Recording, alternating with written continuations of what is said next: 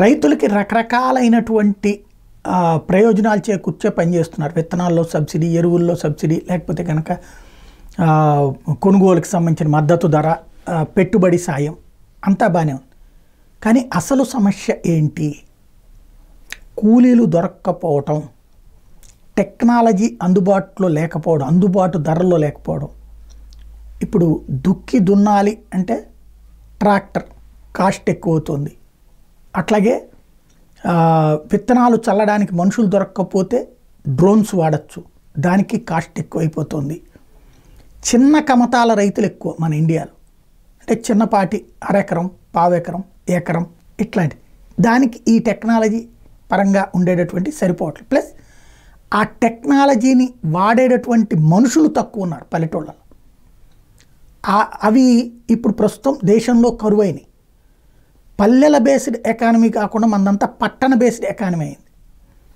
ఇప్పుడు మనకి పట్టణాల్లో వచ్చేటువంటి డ్రోన్ వాడేవాళ్ళు బోల్డ్ అంతమంది కనబడతారు, పల్లెటూళ్ళలో పరిమితం అవుతున్నారు.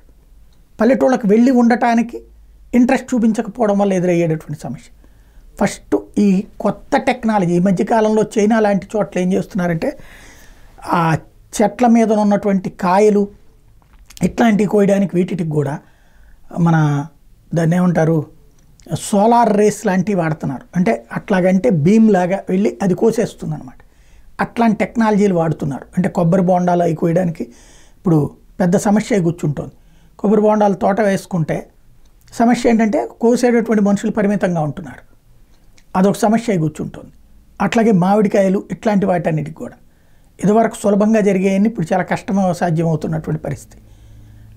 ఇవాల్టి రోజుల పరిస్థితి మనుషులు దొరకని వ్యవసాయం అవుతుంది. ఎక్స్పీరియన్స్డ్ అందరూ కూడా పక్కకి వెళ్ళిపోవడం వల్ల జరుగుతున్నది. లేదా ఈ వృత్తి వలన మేము పెద్దగా బాపుకున్నది ఏమీ లేదు అని పట్టణాలకు వలస వెళ్ళిపోవడం, లేదా వాళ్ళ బిడ్డలు మంచి స్టేజ్కి వెళ్ళడం వల్ల తమ తల్లిదండ్రుల్ని అలాంటి కూలీలుగా చూడటం ఇష్టం లేకపోవడం వలన క్రమంగా వచ్చినటువంటి అతిపెద్ద మార్పు. ఇప్పుడు వ్యవసాయంలో టెక్నాలజీని తీసుకురావడమే కాదు, ఆ టెక్నాలజీ ఏ గ్రామానికి ఆ గ్రామంలో వాడేటటువంటి స్థితిలోకి తీసుకురావాలి. తక్కువ ఖర్చుతో ఎక్కువ పని జరిగితే ఏ రైతు కూడా అదనపు సాయాలు ఆశించరు. తక్కువ ఖర్చుతో తమ పనంతా జరిగిపోతే ప్రభుత్వాల నుంచి అదనంగా సాయాలు ఎందుకు? కాబట్టి ప్రస్తుతం ప్రభుత్వాలు దృష్టి సారించాల్సింది దాని మీద.